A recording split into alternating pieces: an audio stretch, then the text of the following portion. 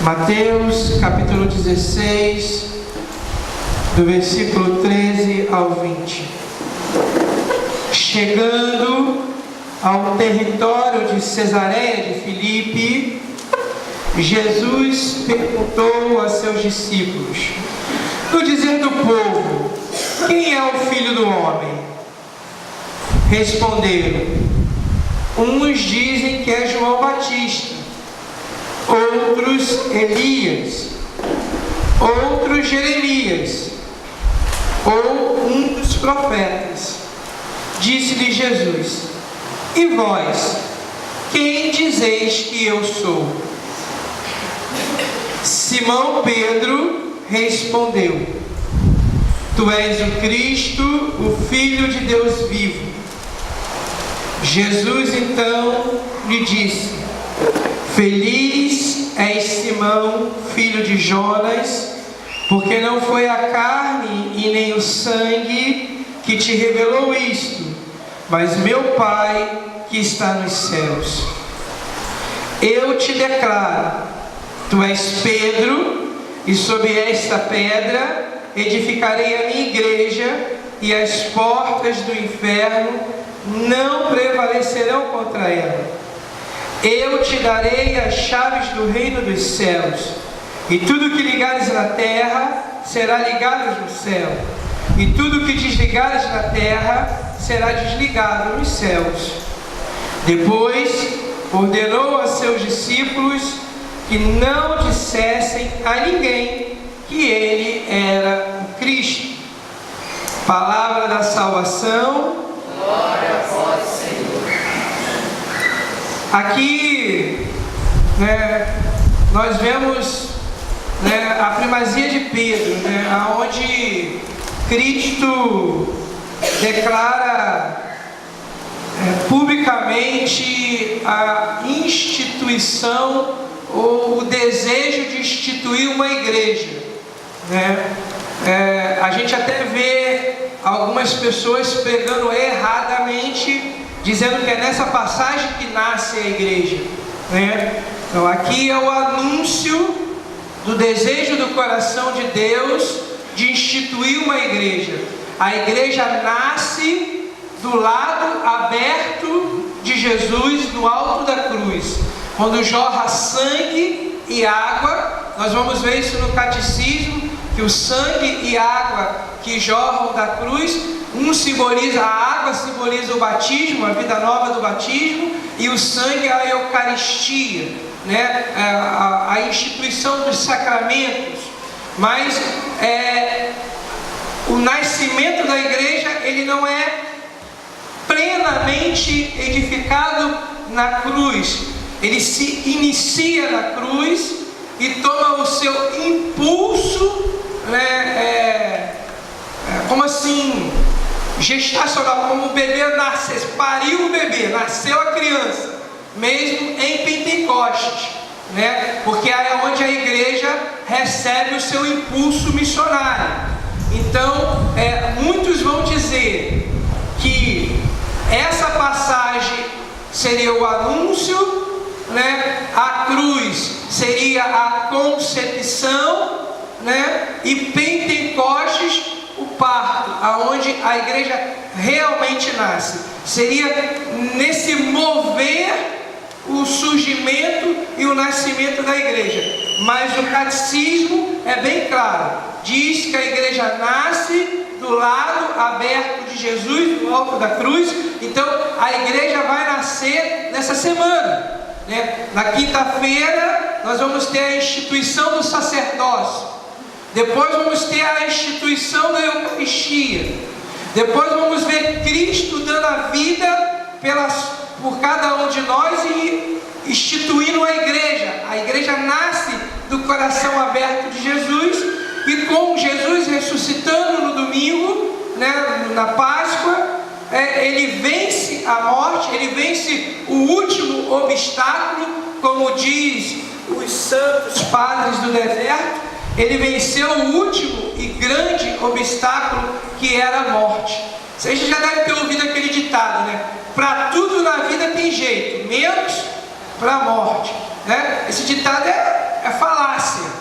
é mentiroso, né? Não é um ditado cristão, porque existe sim solução para a morte, é somente crer em Jesus Cristo, que aquele que crê em mim não morrerá, mas viverá, né? Jesus disse que aquele que come da minha carne e bebe do meu sangue, no último dia eu hei de ressuscitá-lo. Então, para nós que cremos no Senhor, para nós que vivemos sobre, né, a destra, sobre a mão poderosa de Deus, a vida, a morte não há fim, né? Mas para aqueles que não creem em Jesus, depois da morte não há mais nada. Esses dias eu estava vendo um vídeo daquele Leandro Carnal, não sei se vocês sabem quem é, que é um dos ateus mais famosos da atualidade, né? E alguém perguntou para ele assim, citou uma passagem do livro de Paulo e perguntou para ele: mas vem cá, se você estiver errado e realmente existir uma vida após a morte? Aí ele: eu estou ferrado, né?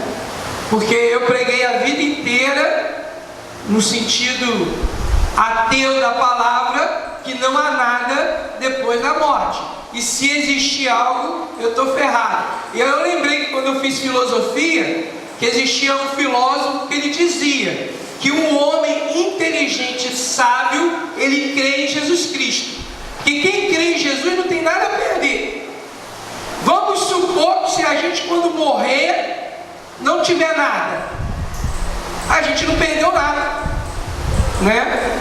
Mas se quem não acreditou em Jesus, né, chegar depois e tiver um reino preparado para aqueles que acreditaram em Jesus, eles perderam algo, nós não perdemos nada. E aí esse filósofo vai dizer: tudo faz para que o homem que é sábio, que busca a verdade, ele creia em nosso Senhor, né? Mas eu queria chamar a tua atenção para uma coisa, né? Aqui eu estou no local de uma comunidade que prega avivamento, que vive avivamento, uma comunidade que vive uma experiência pentecostal, uma experiência profunda, de fogo alto, vamos dizer assim, né? Da ação poderosa do Espírito. E é quase impossível para nós não sermos influenciados pelo pentecostalismo protestante. É impossível para nós pentecostais católicos não vermos um vídeo, não ouvirmos uma pregação evangélica, não ouvirmos alguma coisa protestante e sermos influenciados. Mas a gente precisa conhecer muito bem a nossa doutrina. Você precisa ler muito bem o catecismo. Não há problema em se ouvir um pastor, não há problema de se ouvir um culto, não há problema de você rezar com um parente, com um irmão, de fazer ecumenismo com alguém, mas é importante que você conheça aquilo que você acredita, porque a verdade é essa: se nós somos católicos e não somos protestantes, é porque nós acreditamos em algo que eles não acreditam. E eles são protestantes porque acreditam em algo diferente da forma que nós acreditamos, né? Por isso que a palavra é protestante. Eles protestam da forma que nós acreditamos. Daí vem a palavra protestante, né? Eles protestam da forma que nós cremos, né? Então a gente precisa ter um cuidado. E aonde existe uma briga muito teológica é sobre essa passagem, porque aqui para nós há a primazia de Pedro, né? Porque Jesus diz, né: feliz Simão, filho de Jonas, porque não foi a carne nem o sangue que te revelou isto, mas o meu Pai que estás no céu. Eu te declaro, tu és Pedro, e sobre esta pedra edificarei. Os pastores dizem que eles leem essa passagem dizendo que Jesus está dizendo assim: Pedro, tu és pedra, mas sobre esta pedra aqui eu edificarei a minha igreja. né? Mas se você for ler o texto e a nossa Bíblia, e você pegar uma Bíblia protestante, não é isso que está escrito. Eles estão mudando o sentido das palavras do que está escrito. A gente aprende em português que uma vírgula muda totalmente o sentido de uma frase, não é verdade? Nós não aprendemos isso no colégio, né? E é o que eles fazem isso. Por que eles fazem isso?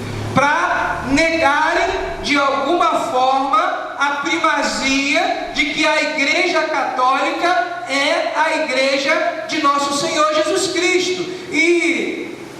E aí, meu irmão, cada um acredita no que quer, né? Mas eles que pregam a palavra, eles que dizem que você tem que viver sobre a palavra, eu acho que se pudessem rasgavam essa página, porque é claro, está bem nítido escrito. Você pode olhar para a sua Bíblia, não confia na minha não, lê na sua aí, né? E eu te declaro, tu és Pedro, e sobre essa pedra edificarei a minha igreja. É só se Jesus fosse ignorante, não soubesse falar. E aí a gente veria isso em todos os escritos, em todos os textos do Evangelho.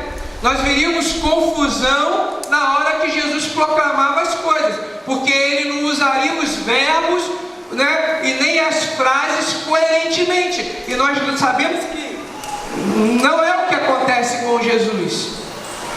Então, por que eu estou dizendo isso para vocês? Para vocês entenderem que quando Pedro, né, ele proclama, né, que Jesus é o Cristo, ele está proclamando a fé da igreja nova.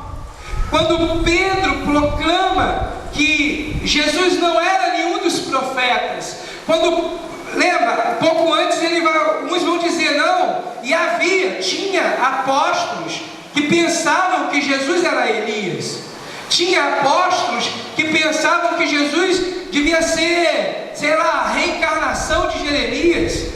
Havia uma salada na cabeça dos apóstolos. Isso não era claro para eles quem era Jesus, né? E de repente Pedro toma a palavra e fala: não, tu és o Cristo.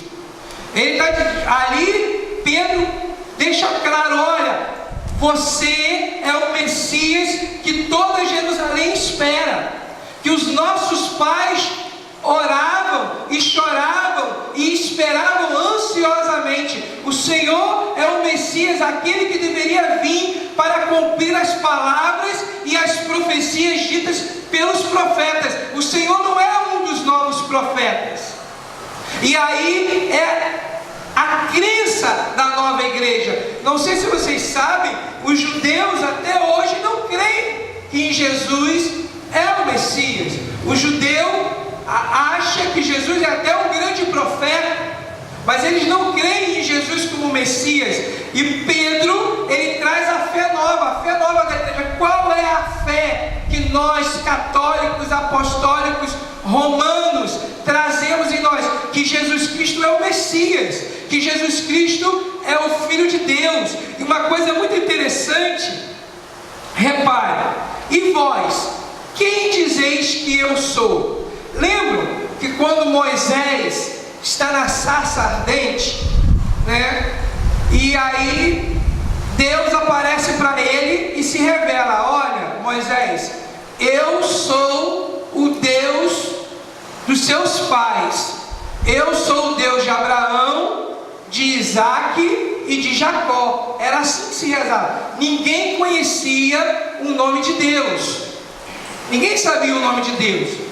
O nome de Deus não era conhecido. Quando um israelita rezava, ele rezava ao Deus de seus pais, ao Deus de Abraão, de Isaac e de Jacó. Ao longo dos anos, né? Até acho que eu tenho aqui anotado, eu usei isso numa outra pregação, né?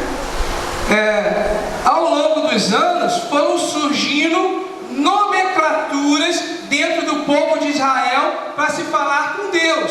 Um exemplo: El Shaddai, o Todo-Poderoso. Eles não sabiam, Deus não tinha nome, né? Adonai, o Deus maravilhoso. Jireh, o Deus da minha provisão, né? Shalom, né? O Deus da minha paz. Então, quando eles queriam falar com Deus, dependendo da intimidade que cada um tinha com Deus, cada um dava uma nomenclatura, um adjetivo, uma forma para se falar com Deus, porque até então eles não sabiam o nome de Deus.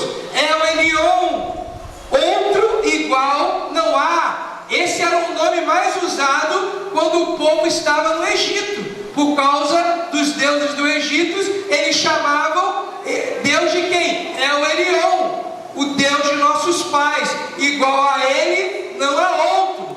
Vocês estão entendendo? Né? Conforme a intimidade, eles iam chamando. Depois vão aparecer até outros nomes, mesmo depois que Deus se revela a Moisés. Repara, você sabe que Moisés era um cara inteligente, né? Porque Moisés vira para o povo, porque eles eram muito caçoados. Isso tem em escritos nos hieróglifos. Como é que é o nome da língua mesmo dos egípcios? Os hieróglifos. Isso tem escrito lá no Egito que o povo egípcio caçoava do povo de Israel por eles não saberem o nome do Deus deles. Então isso meio que humilhava o povo de Israel. Por isso que Moisés vira para Deus e fala assim: mas quando eu for ter com o povo, quem eu direi para eles que me enviou? Lembra? E aí Deus fala: diga para eles que quem te enviou foi Yahvé, né? Que o significado da palavra Yahvé é eu sou o que sou. Reparem, se você for pegar os evangelhos, você vai ver que em inúmeras passagens Jesus vai dizer assim: eu sou o caminho, a verdade e a vida. Quando o Filho do Homem for levantado, sabereis que eu sou. Eu sou a porta por onde as ovelhas passam. Todas as vezes que você vê Jesus falando eu sou, Jesus está afirmando que Ele é Deus, que Ele é o Filho de Deus. Então, olha só, Jesus estava dando o mel na boca dos apóstolos, os apóstolos não estavam enxergando. Ele vai dizer: e vós, quem dizeis que eu sou? Né? Jesus estava dizendo: eu sou Deus, e vós acreditais que eu sou o Filho de Deus? E só Pedro teve a coragem de dizer: tu és o Cristo, o Filho de Deus vivo, aquele que deveria vir para cumprir as Escrituras, para cumprir aquilo que os profetas falaram. E aí Jesus vai e diz: tu és Pedro, e sobre esta pedra edificarei a minha igreja. Então chega a ser contraditório. Me desculpe se você tem algum parente evangélico, chega a ser contraditório eles dizerem que Jesus está se autoafirmando, dizendo que a igreja está sendo construída em cima dele, porque a igreja está sendo construída em cima de uma fé, de um povo que crê no Messias, na vinda do Filho de Deus, que o Filho de Deus já pisou nessa terra. Por isso que a nossa fé, na nossa igreja, né, você vê só, nós estamos vivendo a semana mais importante para um católico. Nada, irmão, nenhum retiro, nenhuma adoração, nenhum grupo de oração, nenhum terço, nenhum rosário, nenhum momento espetacular que você possa ter vivido com Deus pode ser mais importante do que aquilo que nós estamos vivendo nessa Semana Santa, que começou o domingo agora com o Domingo de Ramos. Nós estamos vivendo neste momento a condenação e vamos viver depois a flagelação, depois a morte e a ressurreição de Deus. Olha, eu não sei se vocês têm hábito de fazer a liturgia das horas, mas quem faz a liturgia das horas e fez a leitura das horas na madrugada, que faz as leituras dos Santos, Santo Agostinho vai dizer uma coisa fantástica. O imortal, aquele que não podia morrer, assume a nossa condição humana, para que ele pudesse morrer, porque ao morrer, pudesse nos dar a vida. Então, aí ele vai dizer assim, se ele, assumindo a nossa condição mortal, morre, você acha que ele não lhe dará a vida? Se ele já lhe deu a sua morte?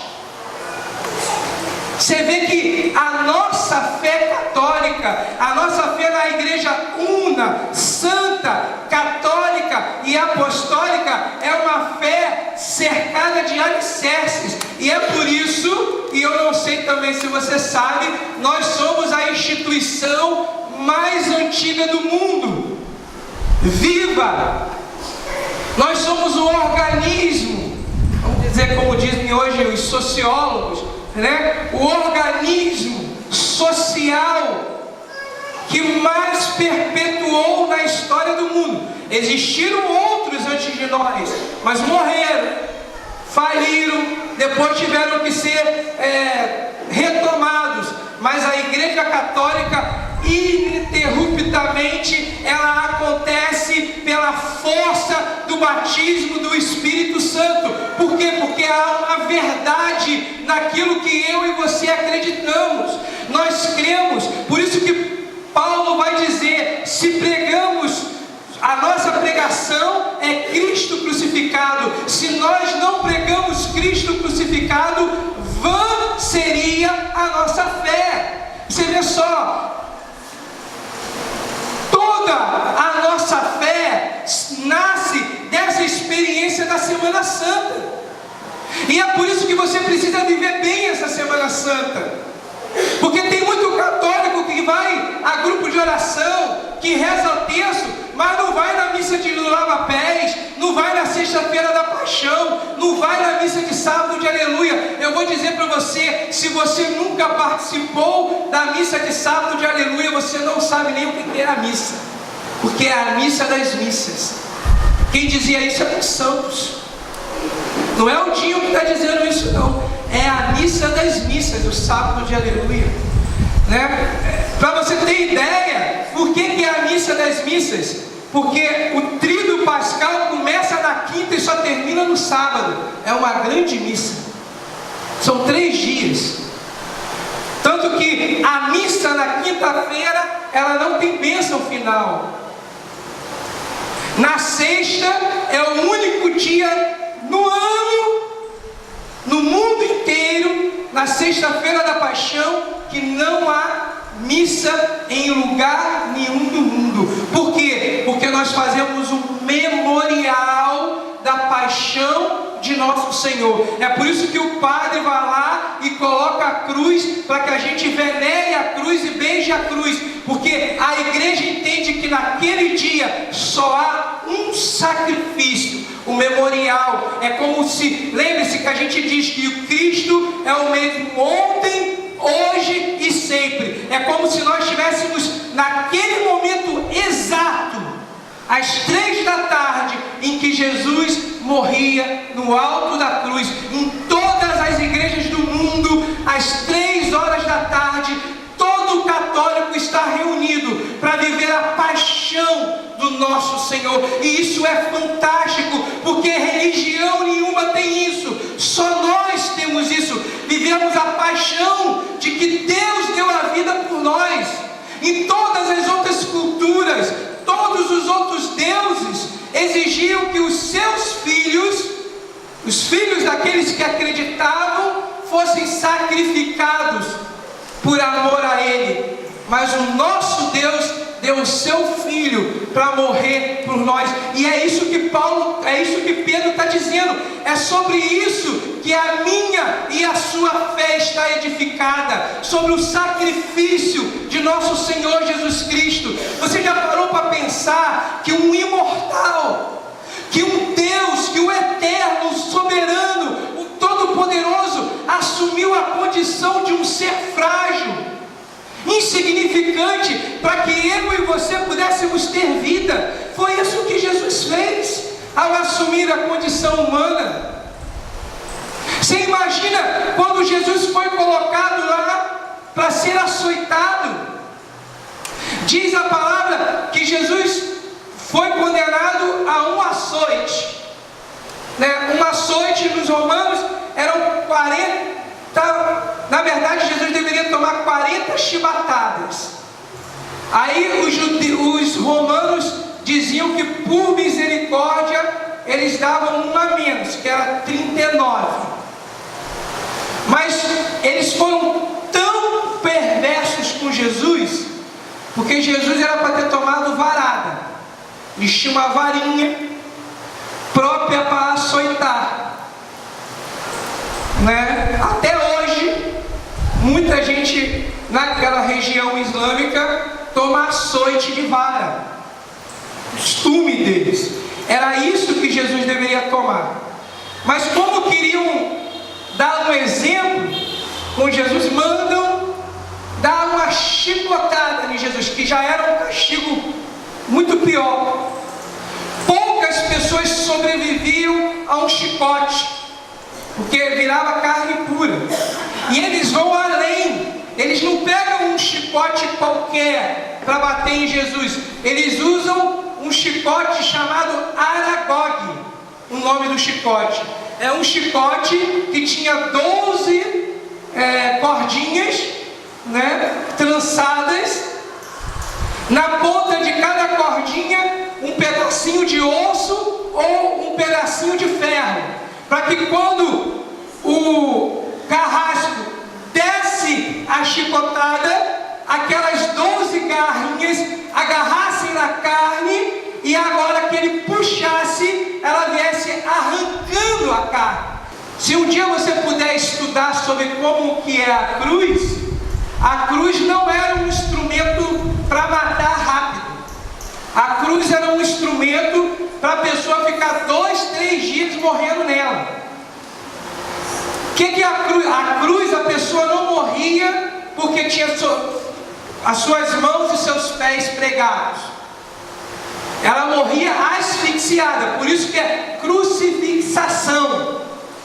Na verdade, pregavam os pés um em cima do outro e pregavam as mãos. E aí o corpo ficava assim. Então, para respirar, ele tinha que fazer força nas mãos que estavam pregadas e no pé. Imagina a dor. Para ele fazer isso aqui e respirar. Então, a cada respiração do nosso Deus, ele agonizava em dor. E você imagina só, ele já estava com 432 feridas, fora os tombos que ele levou no meio do caminho. Os joelhos de Jesus já deviam estar estourados, porque segundo os pesquisadores, a cruz pesava quase 80 quilos. Por isso que a nossa fé, ela é baseada na paixão do Senhor. Não há fé, não há Pentecostes, não há fogo, não há nada sem a paixão, sem a cruz de nosso Senhor. Por isso que nós católicos devemos ter o orgulho de andar com uma cruz no peito. Por isso que na tua casa você precisa ter uma cruz na tua casa. Por isso que na tua casa, e a cruz não tem que ficar num lugar escondido não. A cruz na tua casa tem que ficar num lugar de honra e de destaque, como os mais antigos ensinavam, para que quando a tua visita entrar na tua casa, ela veja a cruz e ela saiba: este é o lar de um cristão, de alguém que crê em Jesus Cristo. Porque a nossa fé, a nossa religião, tudo que nós cremos nasce do sacrifício do nosso Deus. Por isso que Bento XVI vai dizer: olha, o que mantém o fogo de Pentecostes aceso é a lenha da madeira da cruz. Você sabe que para o fogo ter fogo, ele precisa de 3 coisas. Ele precisa de combustível, né? Combustível no sentido algo que pegue fogo, né? Combustível nesse sentido, madeira, alguma coisa, papel, algum material que pegue fogo. Ele precisa de um elemento químico que ajude o fogo a pegar, que é oxigênio, ar. Se não tiver ar, não tem fogo. Tem que ter o sopro do ruar, senão não há fogo. E a terceira coisa que precisa ter, ele precisa ter uma faísca de calor para que pegue fogo. E aí Bento 16 vai dizer que o que mantém depois do fogo aceso é a madeira de Pentecostes.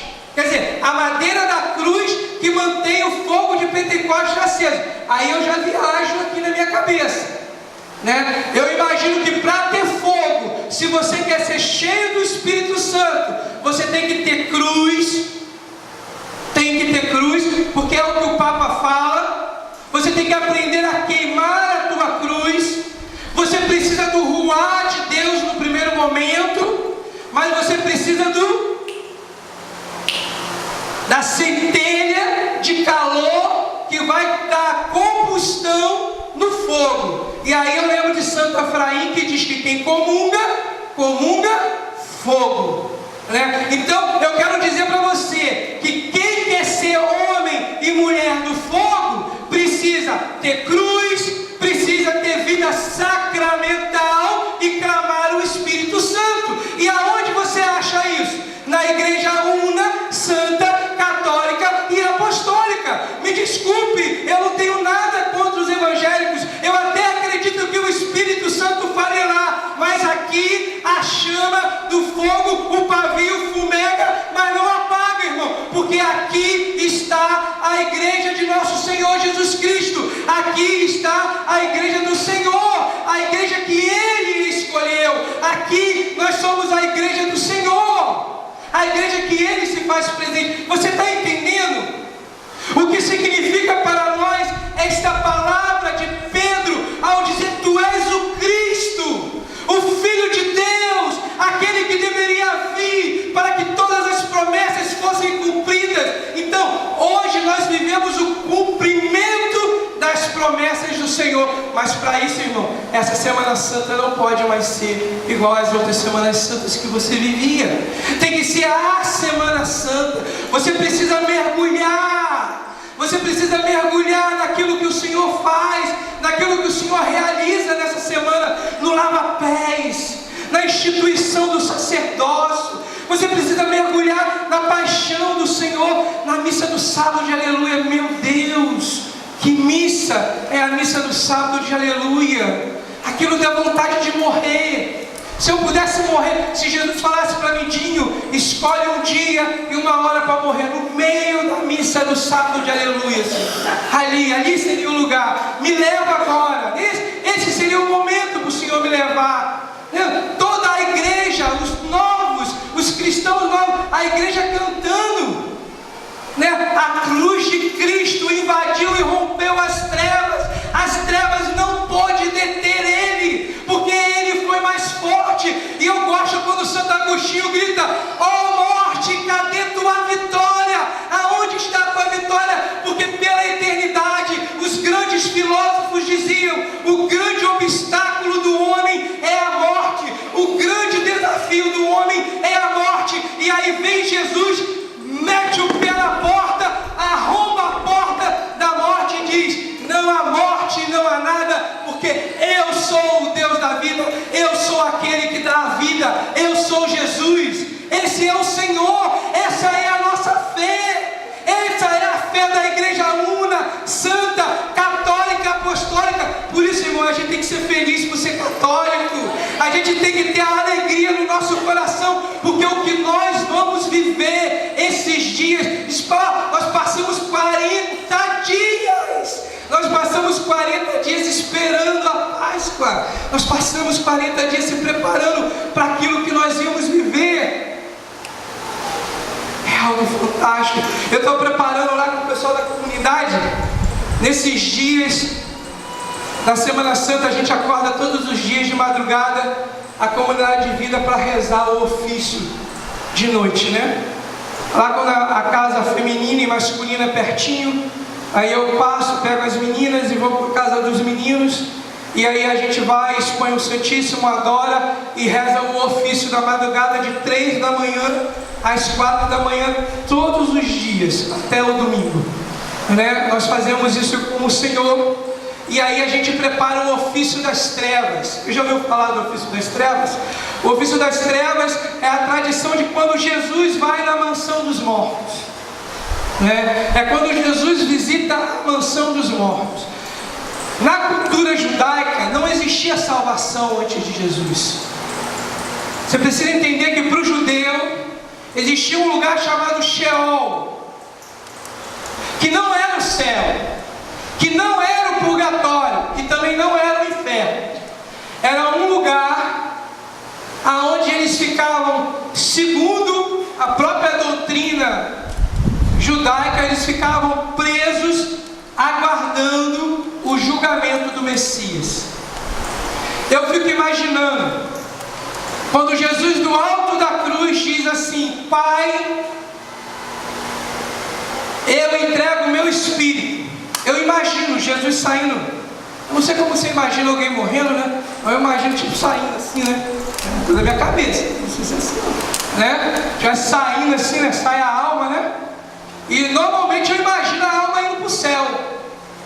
Mas na doutrina, segundo os santos, a alma de Jesus não vai para o céu, ela vai para o inferno, ela desce. E diz Santo Agostinho que quando a alma de Jesus desce, o primeiro lugar que ela vai no inferno, porque Jesus vai tomar a chave das mãos de Satanás. Tradição da igreja. Por isso que diz que as portas do inferno jamais prevalecerão contra a igreja de Jesus, porque quem detém a chave da porta do inferno é o Senhor. Diz Santo Agostinho que o inferno começou a gritar: lá vem ele! Ele está vindo! Ele está chegando! E diz a palavra que o Senhor pisa na cabeça da serpente e toma a chave do inferno. E diz a tradição que ao sair do inferno, Jesus vai para um segundo lugar, um lugar chamado Sheol, aonde os profetas, aonde os homens tementes a Deus estavam ali esperando o cumprimento das promessas. Você imagina só? Você já imaginou que Jeremias estava preso numa caverna? Jeremias, que Elias estava naquele lugar esperando o cumprimento da promessa, estava esperando ser solto. Eu imagino, né? Eu viajo, né? Você viaja comigo, né? Eu imagino Jesus abrindo a porta assim, né? E lá no canto está aquele homem, está Elias sentado lá no fundo, e Elias pergunta: quem és? Elias, eu sou aquele que mandou fogo do céu, Elias. Imagina Elias se arrepiando tudo. Oh Senhor, como eu esperei esse dia, Senhor. Eu imagino Elias entrando num outro buraco. Aqui está lá no fundo, Daniel. Aí ele fala: Daniel, vem para fora. Aí Daniel pergunta: mas quem és tu? Eu sou aquele que fechou a boca do leão, Daniel. Ai, Daniel, oh Senhor, como que eu aguardei esse momento. Imagina, você imagina ele indo lá no outro caso, Batista. Vem para fora, João Batista. Mas quem és tu? João, sou eu. Jesus, é você? Sim, João. Sou eu. Eu não falei que eu vinha te buscar? Oh Senhor, me desculpa, eu não te reconheci. A última vez que eu te vi, o Senhor era o cordeiro, mas agora o Senhor é o leão da tribo de Judá. Esse é o João Batista. Essa é a experiência daqueles que estão em Deus. É a promessa da glória dada a nós católicos, e nós viveremos e viveremos dessa esperança. Há uma promessa de Deus para mim e para você, se formos fiéis. Essa promessa é para nós, Igreja Una, Santa, Católica, Apostólica. Olha, eu creio que haverá uma só igreja e um só rebanho. Eu creio nisso.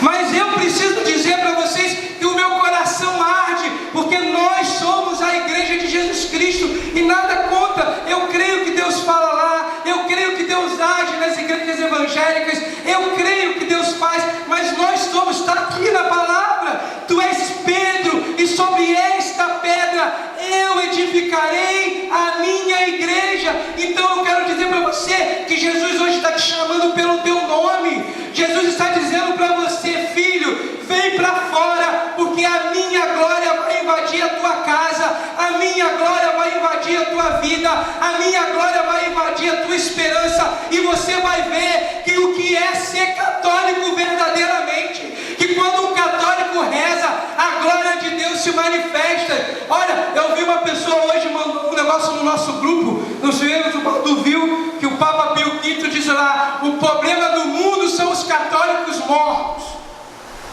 O problema de todos os males do mundo são os católicos mortos. E aí eu fui, quando eu li aquilo, eu dobrei o meu joelho e falei: Senhor, a partir de hoje eu quero fazer um pacto contigo. Eu não quero mais ser morno, eu quero pegar fogo. Ou se eu for morno, me vomita, porque eu quero é pegar fogo, eu quero é ser cheio do teu Espírito Santo, eu quero incendiar, porque eu descobri uma coisa: o fogo, pela sua natureza, ou ele se alastra ou ele apaga. Essa é a verdade. Ou o fogo se alastra ou ele se apaga. E Deus não nos chamou para ser fogo apagado. Deus nos chamou para incendiar esse mundo. Deus nos chamou para incendiar a Anchieta, incendiar o Rio de Janeiro, incendiar o Brasil e todas as nações. Essa é a promessa de Deus para mim e para você. Amém, irmão? Amém. Deus quer nos dar essa graça. E o dia que a gente descobrir o que é ser verdadeiramente um católico, nós vamos abalar as estruturas do céu, as estruturas da terra, mas também vamos abalar as estruturas do inferno, porque o